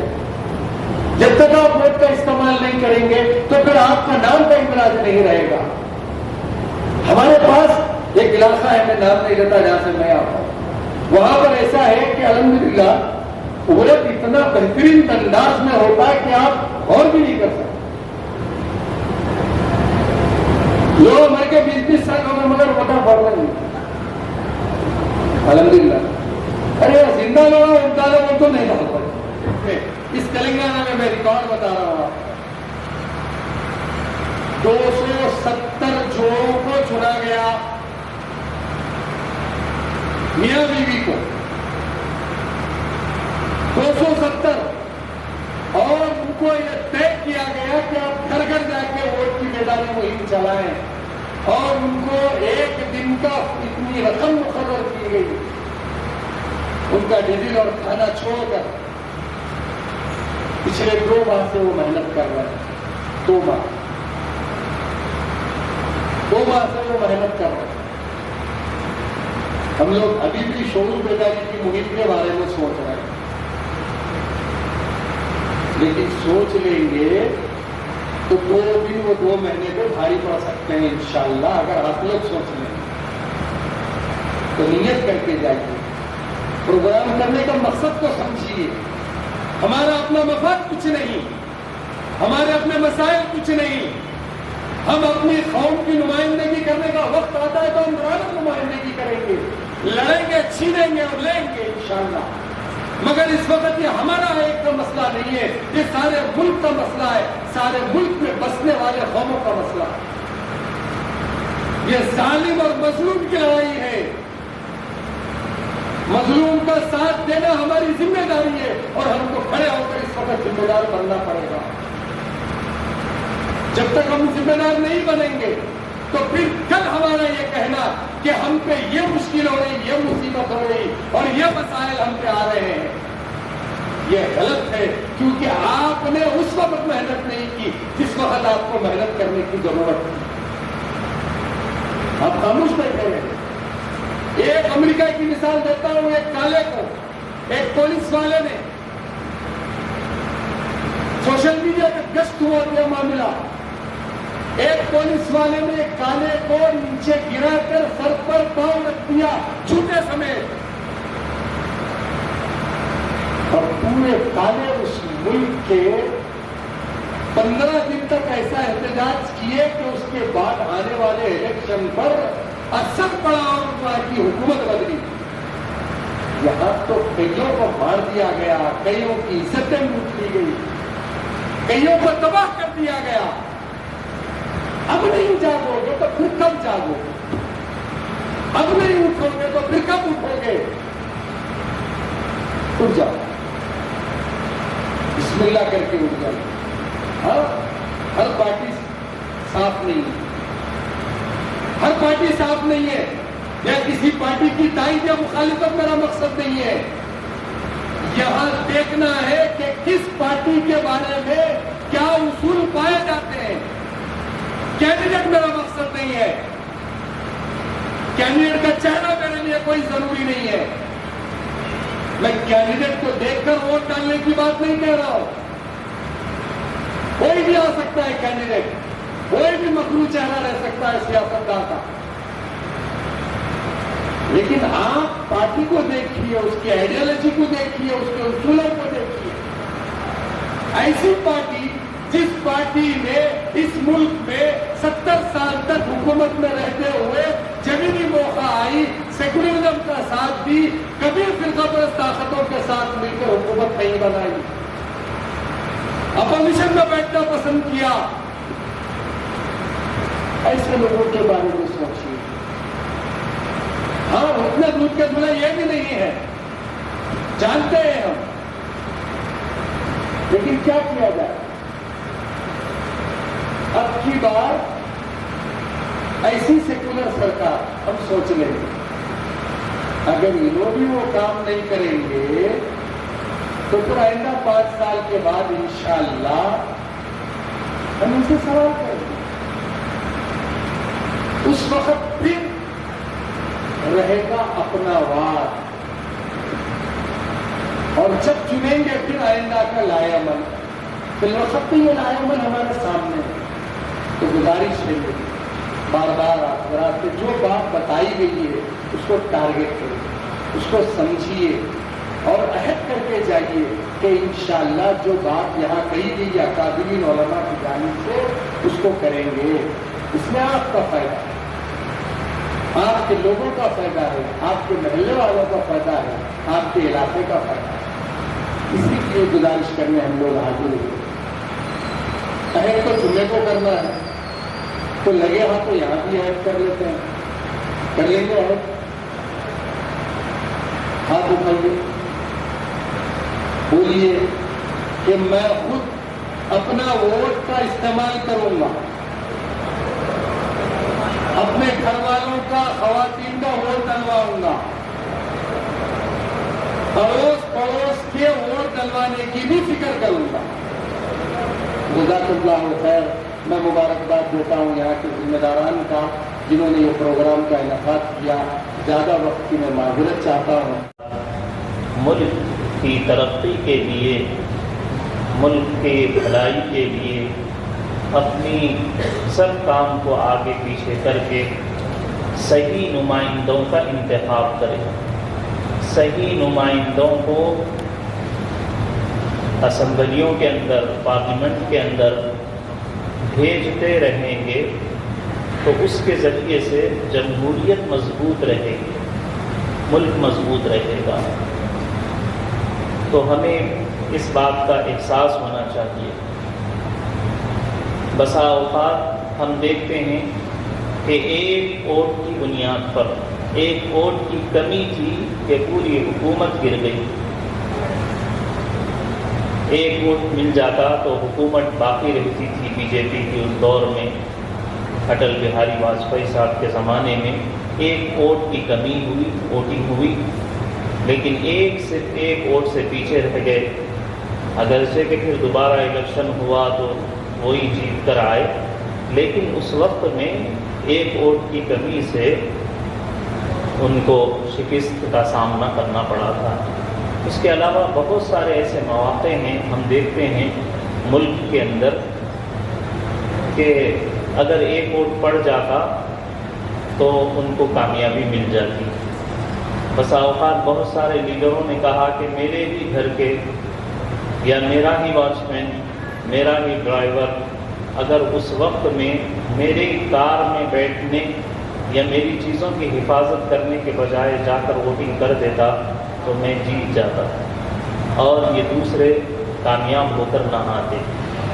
تو یہ ایسے ایک میں سینکڑوں واقعات اس ملک میں ہیں کہ ایک ووٹ کی وجہ سے لوگوں کو شکستیں ہوئیں اور ایک ہی ووٹ کی وجہ سے لوگوں کو کامیابیاں ملیں۔ اچھے نمائندوں کا انتخاب ہوا اور اچھے فیصلے ہوئے، یہ سب اس وجہ سے کہ لوگ باہر نکل کر اپنے نمائندے اور پارٹیوں اور جماعتوں کو منتخب کیے۔ تو یہ تو ایک ملکی اعتبار سے ووٹ کی اہمیت تھی۔ شرعی اعتبار سے بھی ووٹ کی ایک اہمیت ہے۔ قرآن شریف نے ایک جگہ فرمایا ہے کہ جب تم سے شہادت مانگی جائے، ووٹ کی حیثیت چونکہ ہم سب جانتے ہیں کہ ووٹ کا مسئلہ حضور علیہ السلام کے زمانے میں تو نہیں تھا کہ اس کے بارے میں کوئی قرآن کی آیت آ جاتی یا حدیث مبارکہ ہوتی. یہ بات کی پیداوار ہے تو یقیناً ایسی چیزوں کے اندر اجتہاد ہوتا ہے. جو چیز قرآن و حدیث اور صحابہ کی زندگیوں سے یا فقہاء اکرام کے اجتہاد سے معلوم ہو چکی ہے تو پھر اس میں مزید اجتہاد کا دروازہ بند ہو جاتا ہے، اس میں اجتہاد نہیں ہوتا. تو اس اعتبار سے اجتہاد کے دروازے بند ہیں.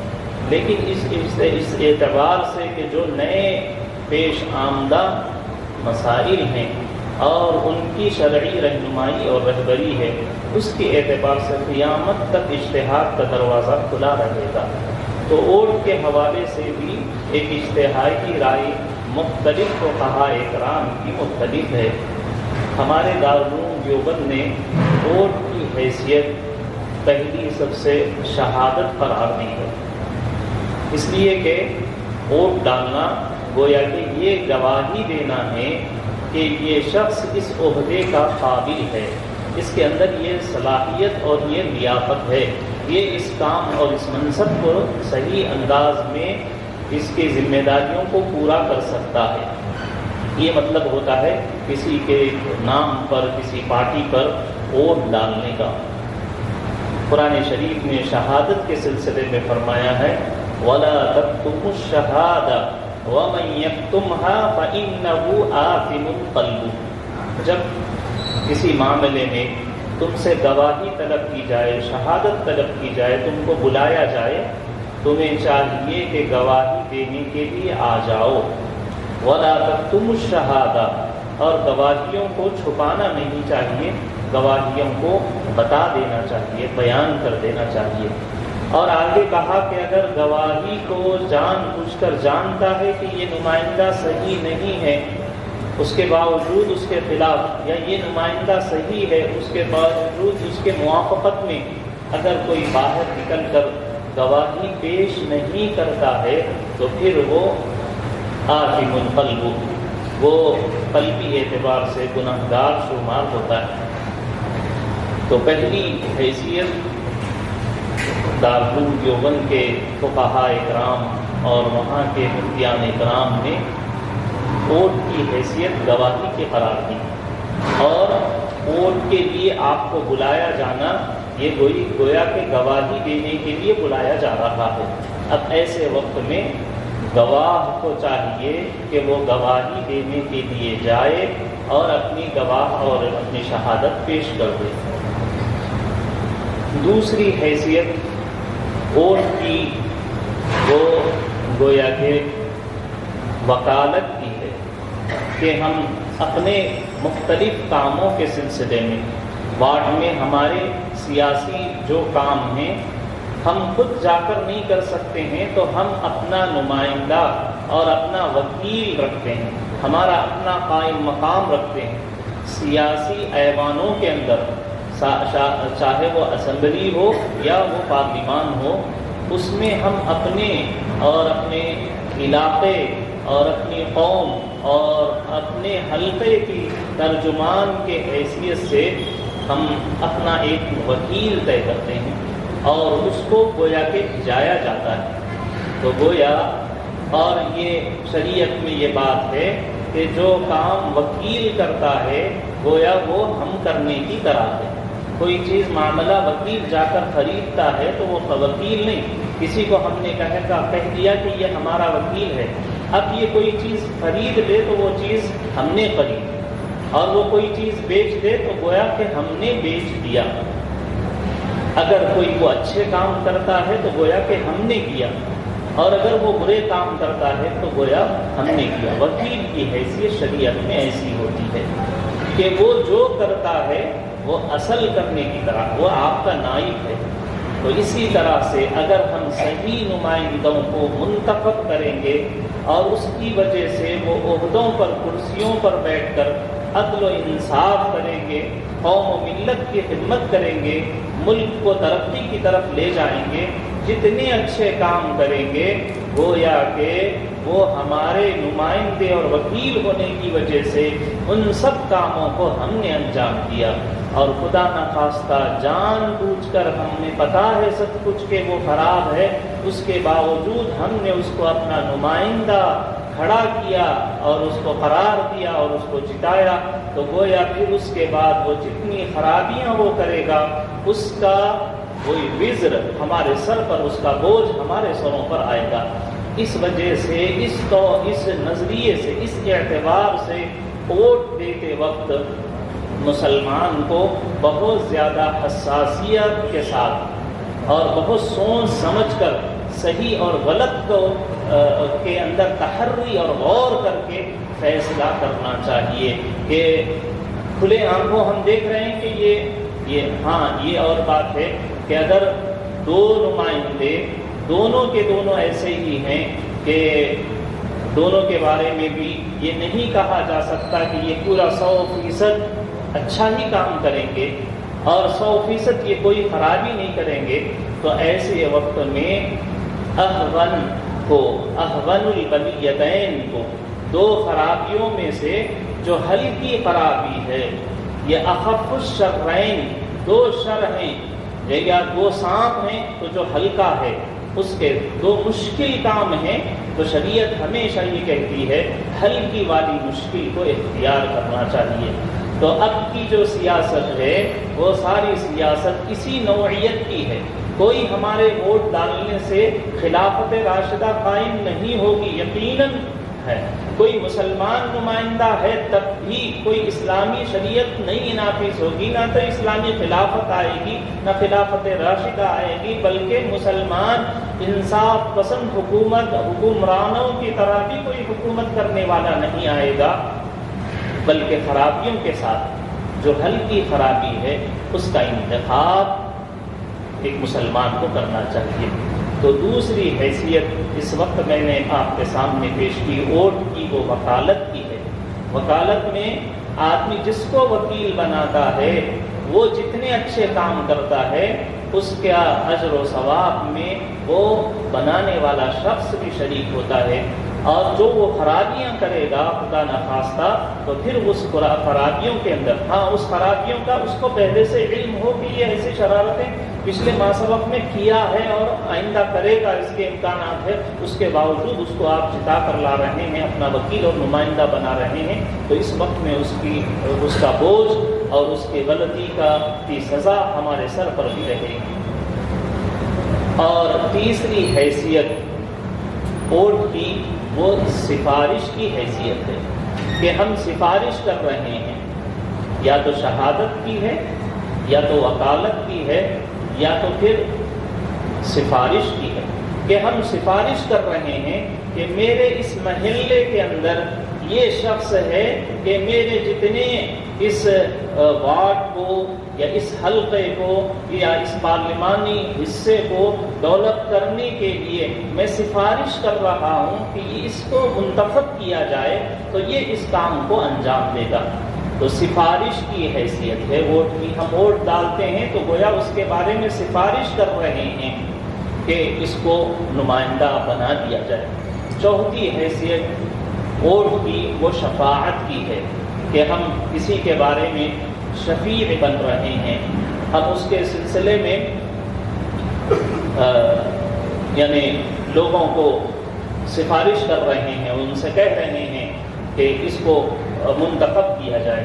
قرآن شریف میں اس کے سلسلے میں بھی کہا گیا ہے وَمَن يَشْفَعْ شَفَاعَةً حَسَنَةً يَكُنْ لَهُ نَصِيبٌ مِّنْهَا وَمَن يَشْفَعْ شَفَاعَةً سَيِّئَةً يَكُنْ لَهُ كِفْلٌ مِّنْهَا، کہ اگر جب کبھی کسی کی شفاعت کر رہے ہو تو اس کے سلسلے میں یہ دیکھ لینا چاہیے کہ اس شفاعت کرنے کے بعد اس کو جو منصب اور عہدہ ملا ہے، اس کو جو حیثیت اور پاور حاصل ہوا ہے، اگر وہ اس سے اچھے کام کر رہا ہے وہاں پہنچ کر وَمَن يَشْفَعْ شَفَاعَةً حَسَنَةً يَكُنْ لَهُ نَصِيبٌ مِّنْهَا، اللہ تعالیٰ فرماتے ہیں کہ اچھائی کی شفاعت کرنے والے کو اس اچھے کاموں کا نصیب ملتا ہے، حصہ ملتا ہے۔ اور اگر کوئی برے کو اس کی شفاعت کرے برائی کے اندر تو پھر اس کا کفل بھی اور اس کو ملنے والی سزا کا حصہ اور حقدار یہ شخص ہوتا ہے۔ تو یہ ووٹ کی مختلف شرعی حیثیتیں ہیں۔ اس کے علاوہ بھی بہت سارے مفتیان کرام نے اجتہادی مسئلہ ہونے کی وجہ سے ووٹ کی بہت مختلف شرعی حیثیتیں بیان کی ہیں۔ الغرض وہ ووٹ کی ایک جمہوری حیثیت ہے، ایک دنیاوی حیثیت ہے، ایک اخروی حیثیت ہے۔ ان دونوں حیثیتوں کو ہم اپنے سامنے رکھنا چاہیے۔ تو آج کا یہ اجلاس بلکہ جمعیت العلماء کا پورا ہفتے بھر کا یہ پروگرام ہے کہ اس ریاست کے اندر مسلمانوں کے اندر شعور بیدار کیا جائے کہ ووٹ کی اہمیت کیا ہے، اس کی شرعی اور دنیاوی فائدے اور نقصان۔ تو اس سے متعلق آج کا ہمارا یہ اجلاس ہے۔ ہمارے مہمان نے خصوصی حضرت مولانا پیر شبیر احمد صاحب دامت برکاتہم، اور ایسے ہی جنرل سیکریٹری مولانا حافظ پیر خلیق احمد صابر صاحب بھی تشریف لا چکے ہیں۔ انشاءاللہ ہمارا اجلاس یعنی چلتا رہے گا۔ میں درمیان میں نعت نبی صلی اللہ علیہ وسلم ووٹوں کا یہ طرفہ طور پر بھی ہونا ہے۔ آپ جانتے ہیں کہ ایک طرفہ ووٹ نہ ہونے کی وجہ سے ملت کو بہت سارے نقصانات ہیں۔ پہلے ہی اس ملک میں کچھ فسطائی طاقتیں، تعصب اور نفرت رکھنے والی طاقتیں، وہ یہ چاہ رہی ہیں کہ مسلمانوں سے، دلتوں سے، کمزور طبقات والوں سے جو ووٹ کے حق ہے اس کو وہ چھین لینا چاہتے ہیں۔ ہم کو اندازہ نہیں ہے کہ جمہوری ملک میں ووٹ کی طاقت کا یعنی ووٹ کی کیا حیثیت اور اس کا کیا پاور ہے۔ ہمارے دستور اور آئین نے ہم کو اتنا حق دیا ہے ووٹ کے حوالے سے۔ میں ہمارے اس اجلاس میں حضرت مولانا پیر شبیر احمد صاحب صدر جمعیت العلماء آندھرا و تلنگانہ کا استقبال کرتا ہوں، اور ایسے ہی عالی جناب محترم حافظ پیر خلیق احمد صابر صاحب جنرل سیکریٹری جمعیت العلماء کا بھی تہ دل سے میں استقبال کرتا ہوں کہ آپ آئے۔ ماشاءاللہ ہمارے شہر کے لیے، ہمارے لیے سعادت مندی کی بات ہے۔ تو دوسری بات جس کو میں آپ کے سامنے رکھ رہا تھا وہ یہ کہ اس وقت میں کچھ فسطائی طاقتیں ہیں، کچھ نفرت اور تعصب یا تنگ ذہن نظریہ رکھنے والے ہیں، جو یہ چاہتے ہیں کہ ہم سے ہمارا ووٹ کا حق چھین لیا جائے، ہم سے یہ حق لوٹا لیا جائے۔ کیوں دستور نے، آئین نے ہم کو اتنا یہ پاور دے دیا ہے کہ جس کی وجہ سے وہ کسی کو بھی حکومت کی کرسیوں پر بٹھاتے ہیں اور جب چاہتے ہیں کرسیوں سے اتار دیتے ہیں ووٹ کے ذریعے سے۔ تو وہ اس کی بے چینی محسوس کر رہے ہیں اور چاہ رہے ہیں کہ مسلمانوں سے بالخصوص اور سارے جو چھوٹے طبقات ہیں ان سے بھی ووٹ کا حق چھین لیا جائے۔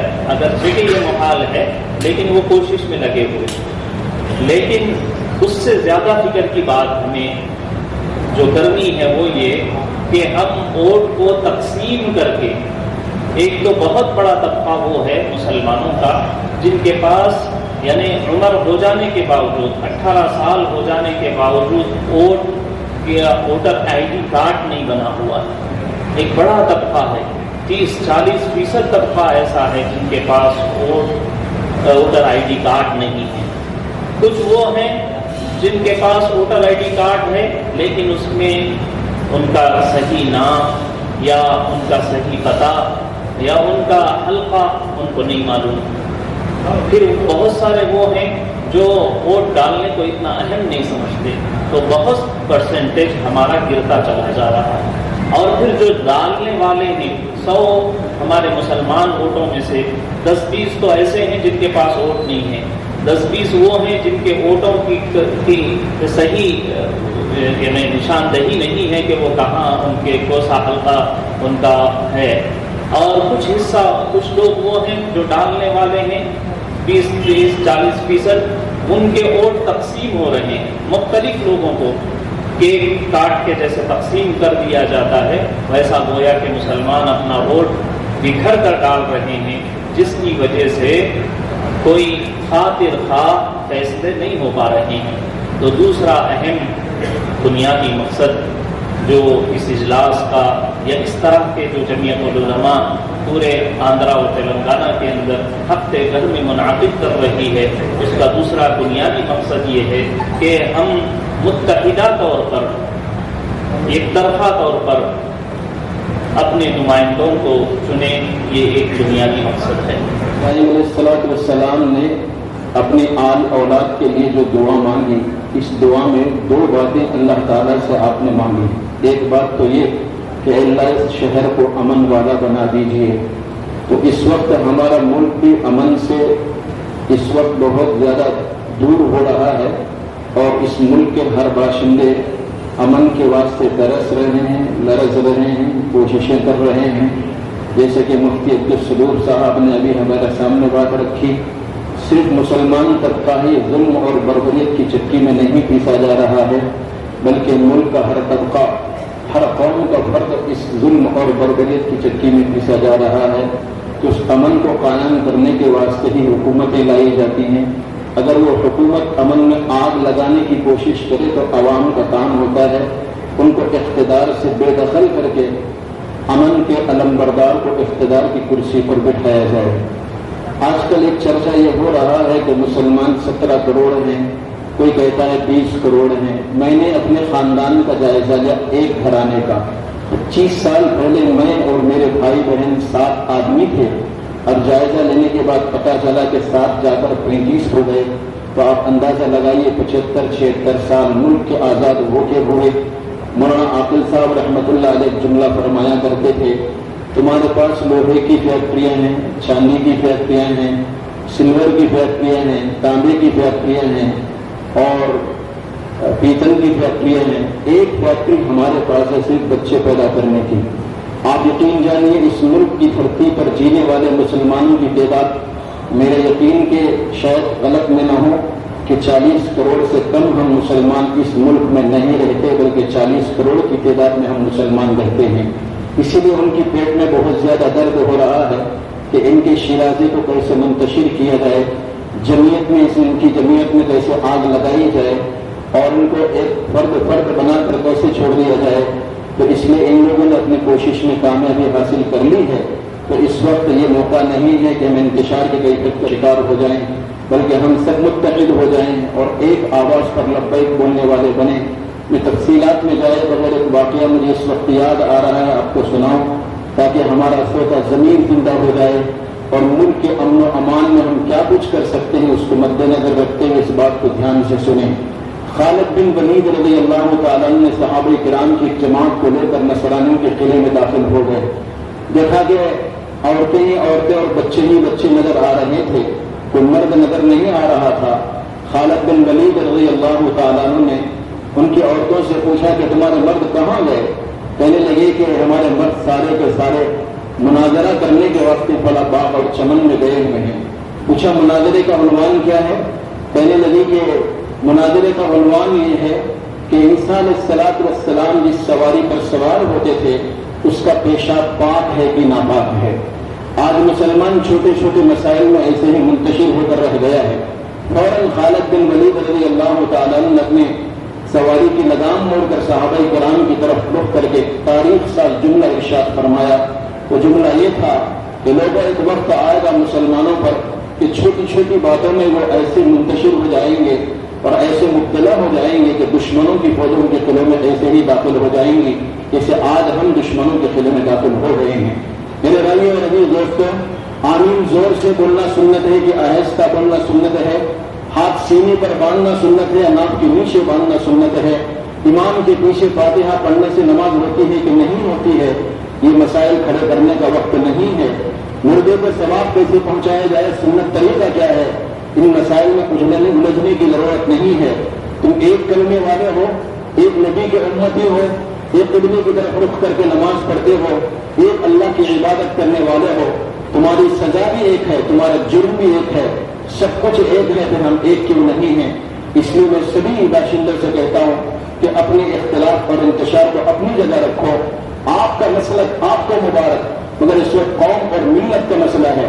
میرے نبی صلی اللہ علیہ وسلم نے 1 مہینے کی جد و جہد کے بعد جب گھر میں تشریف لائے، حضرت دحیہ بن خلیفہ کی شکل میں جبرائیل امین آپ کی خدمت میں حاضر ہوئے، عرض کہ یا رسول اللہ، کیا صحابہ کرام نے ہتھیار اتار دیے؟ بولے بالکل ہتھیار اتار دیے۔ بولے فرشتے ہتھیار نہیں اتارے، اللہ کا حکم ہے کہ قریظہ میں عصر کی نماز پڑھنا ہے۔ یہ شہید صحابہ کو اللہ کے رسول صلی اللہ علیہ وسلم نے حکم فرمایا کہ الصلاۃ الجامعہ کی آواز لگاؤ۔ سارے صحابہ 1 مہینے کی شدید آزمائش کے دور سے گزرنے کے بعد آواز لگائی گئی تو فوراً جمع ہو گئے۔ آپ نے حکم فرمایا ہم کو قریظہ میں عصر کی نماز پڑھنا ہے۔ صحابہ کرام چل پڑے قریظہ کی طرف۔ ایک ٹکڑی کہنے لگی کہ ہم عصر کی نماز کا وقت ہو گئے، نماز راستے میں پڑھ لیں گے۔ منشا نبوت یہی تھا کہ عصر کے وقت تک ہم کو قریظہ پہنچنا ہے، لہٰذا قریظہ نہیں پہنچ سکے تو عصر کی نماز ہم درمیان میں پڑھ لیں گے۔ بعض صحابہ کرام نے کہا نہیں، ہماری نماز قضا ہو جاتی ہے تو ہو جانے کو کوئی بات نہیں، لیکن ہم قریظہ ہی میں جا کر عصر کی نماز پڑھیں گے۔ تو ایک ٹکڑی اپنے وقت پر قریظہ سے پہنچنے سے پہلے عصر کی نماز راستے میں پڑھ لی، دوسری ٹکڑی عشاء کے وقت میں اپنے عصر کی نماز کو قضا کر دی۔ یہ واقعہ حضور اکرم صلی اللہ علیہ وسلم کے سامنے جب سنایا گیا تو آقا نامدار صلی اللہ علیہ وسلم نے خاموشی اختیار کی۔ ایک جملہ بھی اگر فرماتے امت کے 2 پلیٹ فارم ہو جاتے، امت کا شیرازہ منتشر کرنے سے بچانے کی خاطر آپ نے خاموشی اختیار فرمائی کہ دونوں تک کے منشا نبوت پر ہے۔ میرے بھائیوں اور عزیز دوستوں، حضرت عبداللہ ابن عباس رضی اللہ تعالیٰ عنہ کے سامنے حضرت امیر معاویہ کے بارے میں ایک آدمی نے شکایت کی۔ امیر معاویہ 3 رکعت وتر کی پڑھتے ہیں، آپ 1 رکعت وتر کی پڑھتے ہیں۔ حضرت عبداللہ ابن عباس نے فرمایا چپ، وہ عالم دین ان کو معلوم ہے وتر کی رکعت کتنی پڑھنا چاہیے۔ صحابہ میں بھی اختلاف تھا، بعض یہاں ہاتھ باندھتے تھے، بعض نیچے باندھتے تھے، مگر آپ ایک روایت بھی صحابہ کرام کے بارے میں نہیں بتائیں گے کہ کسی صحابہ نے آمین زور سے بولنے والے کے بارے میں کچھ کہا ہو یا آمین آہستہ بولنے والے کے بارے میں کچھ کہا ہو، یا ہاتھ سینے پر باندھنے والے کے بارے میں کچھ کہا ہو، یا ہاتھ سینے سے نیچے باندھنے والے کے بارے میں کچھ کہا ہو۔ آپ سے بھی اس وقت مطالبہ ہے اپنے اختلاف کو اپنی جگہ رکھیں، مسلمانوں کی اجتماعیت کو باقی رکھتے ہوئے ایک آواز پر ایک ہو کر یک طرفہ ووٹنگ اگر کریں گے تو دشمن کو ہرانے میں اور اس کو بے اقتدار کرنے میں، کرسی سے اتارنے میں آپ بڑا اچھا کردار ادا کر سکتے ہیں۔ اپنے ووٹ کا استعمال کرنا ہے اور ہمارے اپنے جو ماتحتین ہیں ان سب کو پولنگ بوتھ تک لے جانا ہے۔ اس لیے یہ ہمارا ووٹ اگر ضائع ہوتا ہے تو پھر ہماری مشکلات اور بڑھیں گے۔ ہمارے جتنے علماء اور سیاسی اثر و رسوخ رکھنے والے لوگ اور جنہوں نے بھی اس کار خیر کے اندر حصہ لے کر جدوجہد میں خوب محنت کر رہے ہیں، وہ اسی لیے کہ ہمارا ایک بھی ووٹ ضائع نہ ہو۔ ابھی جن جگہوں کے اوپر پولنگ ہوئی ہے اس کے اندر الحمدللہ ہمارے مسلمان بھائی اور بہن سب کے سب باہر نکل کر ووٹ ڈالے ہیں۔ ووٹ ہماری ذمہ داری ہے، ووٹ ہمارا حق ہے، لہذا اس کا صحیح استعمال بھی ہمارا حق ہے۔ اس لیے ہم سب یہ طے کرنا ہے کہ میں اپنے محلے میں اپنے گاؤں میں اپنے علاقے میں اپنی بستی میں اپنی مسجد وار اطراف اکناف کے علاقے کے اندر میں یہ محنت کروں گا کہ ایک بھی بھائی ایک بھی بہن ووٹ ڈالنے سے ایسا نہ ہو کہ میرا ووٹ کیا کام کرے گا یا میرے ایک ووٹ کی وجہ سے کیا مشکل درپیش ہوگی۔ لہذا میں کہیں اور چلا جاتا ہوں، سفر میں چلا گیا یا رشتے داروں کے اندر تقریب میں چلا گیا، شادی بیاہ میں چلا گیا، تو تو پھر میرا ووٹ ضائع ہوگا. ضائع ہونے کی صورت میں ہمارے اوپر جو حکومتیں قائم ہوں گی وہ ظالم حکومتیں ہوں گی. جب ظالم حکومت ہمارے اوپر قائم ہوگی تو پھر ہمارے پرسنل لاء کے اندر دخل اندازی کرے گی, ہمارے شعار اسلام کے اندر دخل اندازی کرے گی, ہمارے مدارس ہمارے مساجد کے اوپر ان کی نگاہیں گندی پڑیں گی, تو پھر اس کا خمیازہ ہمیں کو بھگتنا پڑے گا. اس لیے ہم سب یہ طے کرنا ہے آج کی اس مجلس کے اندر کہ بھئی ہماری جو ذمہ داری ہے, ہم کو جو ذمہ داری دی جا رہی ہے وہ ذمہ داری یہ ہے کہ شعور بیداری پیدا کی جائے, کیونکہ ابھی کچھ دن باقی ہے.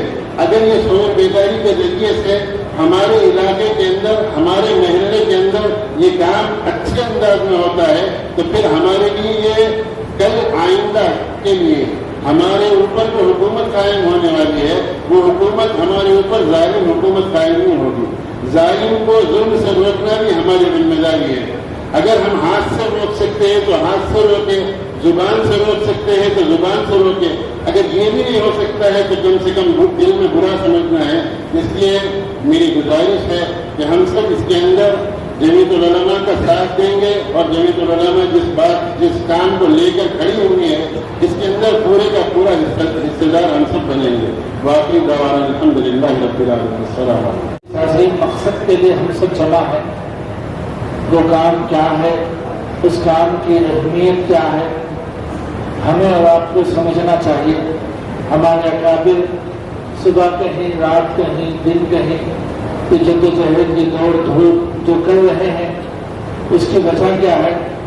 یہ وہی کام ہے میرے دوستوں جو آج سے 1450 سال پہلے مکہ اور مدینہ کی سرزمین پر امام الانبیاء تاجدار مدینہ حضرت محمد صلی اللہ علیہ وسلم نے فرمایا ہے. یہ جو کام ہے حالات حاضرہ, ووٹنگ کی شعور بیداری, ووٹ کی اہمیت کو ملت اسلامیہ کو سمجھانے کے لیے یہ ہمارے اکابر کی جو جدوجہد ہے, جمیعت العلماء کی جو فکریں ہیں, یہ وہی فکریں ہیں جو آج سے 1450 سال پہلے مکہ کی سرزمین پر اور مدینہ الرسول میں امام الانبیاء تاجدار مدینہ حضرت محمد صلی اللہ علیہ وسلم نے فرمائی. ہندوستان کے ایک بہت ہی مشہور سیرت نگار ہے جن کا تعلق حیدرآباد سے ہی ہے, ڈاکٹر عبدالحمید صاحب رحمہ اللہ, جو بہت ہی مشہور سیرت نگاروں میں سے ہیں. ان کی ایک بات سنا کر میں اپنی بات کو مکمل کرتا ہوں تاکہ آپ کو اس وقت کی ہمارے بزرگوں کی جدوجہد کی اہمیت کا احساس ہو. ڈاکٹر صاحب نے لکھا رسول اللہ صلی اللہ علیہ وسلم کی سیرت کے حوالے سے کہ پیغمبر علیہ السلام جس وقت میں مدینہ منورہ ہجرت فرمائے, مکہ المکرمہ سے مدینہ منورہ ہجرت فرمائے, تو سب سے پہلا کام تو یہ کیا کہ بعد میں مسجد نبوی بنائی, بعد میں صفہ چبوترا قائم ہوا, بعد میں دین کی محنت کا آغاز ہوا. سب سے پہلے ڈاکٹر عبدالحمید صاحب کی یہ تحقیق ہے کہ پیغمبر علیہ السلام مدینے میں آمد کے بعد سب سے پہلا جو کام کیا وہ کام یہ ہے کہ سارے مدینہ الرسول کا سروے کروایا گیا, مردم شماری کروائی گئی, تو پتہ چلا کہ اس وقت میں پورے مدینے کی کل آبادی 10,000 تھی اور اس میں مسلمان صرف 1500 تھے, اور ما بقیہ دیگر مذاہب کے ماننے والے جس میں یہودیوں کے مختلف قبیلے کے لوگ اور مشرکین اور منافقین موجود تھے. یعنی کہ 85% لوگ دیگر مذاہب کے فالوور ہیں اور 15% مسلمان ہیں. 1500 مسلمان اس وقت میں تھے. ڈاکٹر صاحب نے لکھا ہے کہ ہم لوگوں کی خوش قسمتی کی بات یہی ہے کہ اس وقت میں ہندوستان میں بھی مسلمانوں کی تعداد وہی ہے جو اس وقت میں مدینہ الرسول میں تھی, یعنی 15% ہی ہے. اور اس کے بعد میں حضور اکرم صلی اللہ علیہ وسلم نے بنیادی طور پر 3 کام کیے.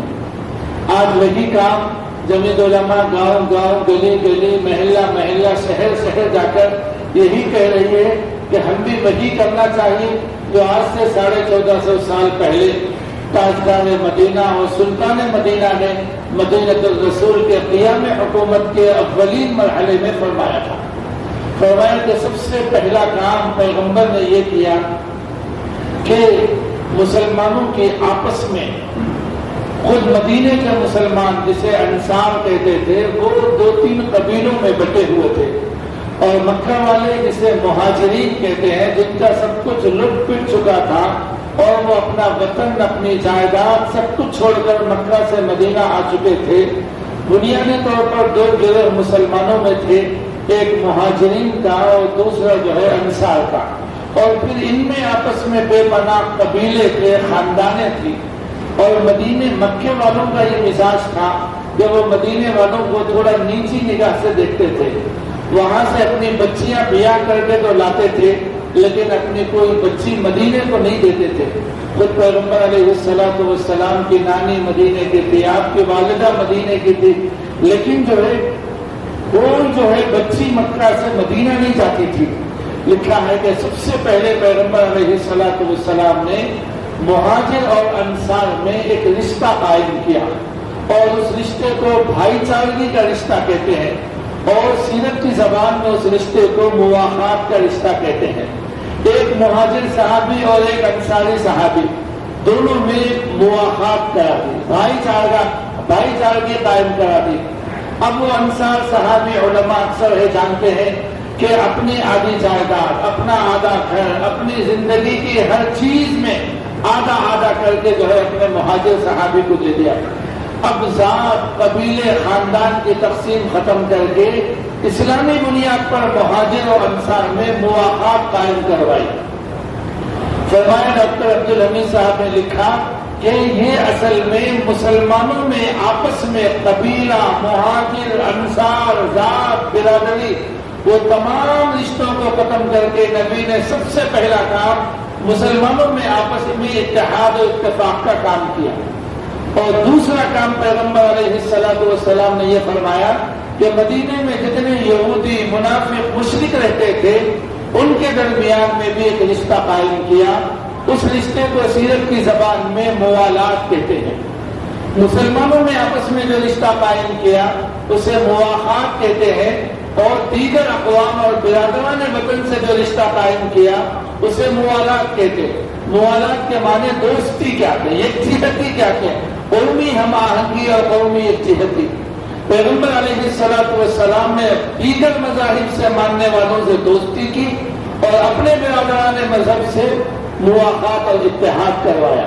اور تیسرا کام فرمایا کہ تیسرا کام آپ نے ایک میثاق اور ایک عہد اور اگریمنٹ تیار کیا اپنے اور برادران وطن میں، جسے میثاق مدینہ کہتے ہیں۔ اس میں سب سے پہلا پوائنٹ یہ لکھا گیا کہ مدینۃ الرسول کی اس ریاست میں ہر بندہ اپنے مذہب پر مکمل آزادی کے ساتھ جی سکتا ہے، عمل کر سکتا ہے۔ لکم دینکم ولی دین، ہر ایک کے لیے اپنا اپنا دین ہے جس پر وہ جی سکتا ہے۔ دوسری چیز فرمایا کہ ہم سب مل کر مدینے کی ترقی اور مدینے کے ڈیولپمنٹ کے لیے ہم سب مل کر جدوجہد کریں گے۔ اور تیسرا یہ اگریمنٹ طے کیا گیا کہ اگر مدینے کے کسی باشندے پر، اور اسی طریقے سے ملک کی یکجہتی، ان تمام چیزوں کا دار و مدار انہی 2 چیزوں پر ہوتا ہے، حکومت سازی اور حکمرانی۔ اگر حکومت سازی، جسے ہم حکومت بنانا کہتے ہیں، اگر صاف اور شفاف انداز میں انجام پائے اور ایمانداری، دیانتداری اور امانتداری سے حکومت قائم ہو، جس کو ہم ووٹنگ کا مرحلہ کہتے ہیں۔ ووٹنگ کس لیے کی جاتی ہے؟ انتخابات کس لیے منعقد کیے جاتے ہیں؟ ظاہر بات ہے حکومت سازی کے لیے ووٹنگ کی جاتی ہے، حکومت بنانے کے لیے ووٹنگ کی جاتی ہے۔ اگر یہ انتخابات، اگر یہ ووٹنگ